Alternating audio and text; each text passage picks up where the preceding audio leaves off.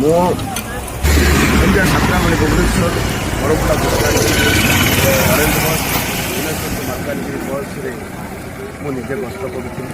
ଗସ୍ତ କରିବା ସମୟରେ ରାତି ପ୍ରାୟ 3ଟା ବେଳେ ରାମଭଦ୍ରପୁର ଆନ୍ଧ୍ର ରାଜ୍ୟ ଭିତରେ ରାମଭଦ୍ରପୁର ପାଖାପାଖି ବସ୍ଟା ସମ୍ପୂର୍ଣ୍ଣ ଜଳିଗଲା। ନିଆଁ ଲାଗିକି ଜଳିଗଲା।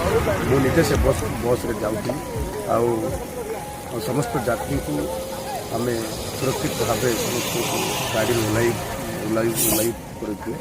ଆଉ ଡ୍ରାଇଭରଙ୍କର ଚତୁରତା ଯୋଗୁଁ ସମସ୍ତେ ଯାତ୍ରୀମାନେ ସବୁ ଓହ୍ଲାଇ ପଡ଼ିଲେ।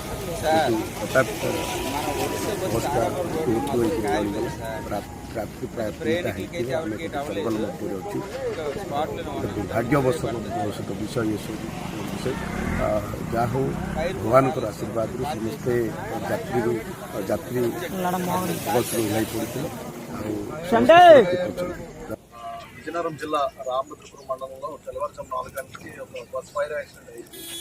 ఏంటంటే ఒరిస్సా ఆరెంజ్ ట్రావెల్స్ బస్ అండి, నీలకంఠేశ్వర్ నుంచి ఒరిస్సా ఆరెంజ్ అండర్లో ట్రావెల్ ఒరిస్సాలోని భువనేశ్వర్ నుంచి బయలుదేరి నిన్న రాత్రి 7:40 బయలుదేరి తెల్లవారుజామున 4 రామభద్రపురం తారాపురం కాలూరు వెళ్ళే రోడ్లోనే tyre back side right wheel puncture అయింది. పంచర్ అయిన తర్వాత ఇమీడియట్గా ఫైర్ అయిన తర్వాత డ్రైవర్ అలర్ట్ అయ్యి బస్సు లెఫ్ట్ ఆఫీస్ తర్వాత హాస్పిటల్ అలర్ట్ చేస్తే ట్రావెలర్స్ అందరూ బస్ ప్యాసింజర్లు అందరూ దిగారు.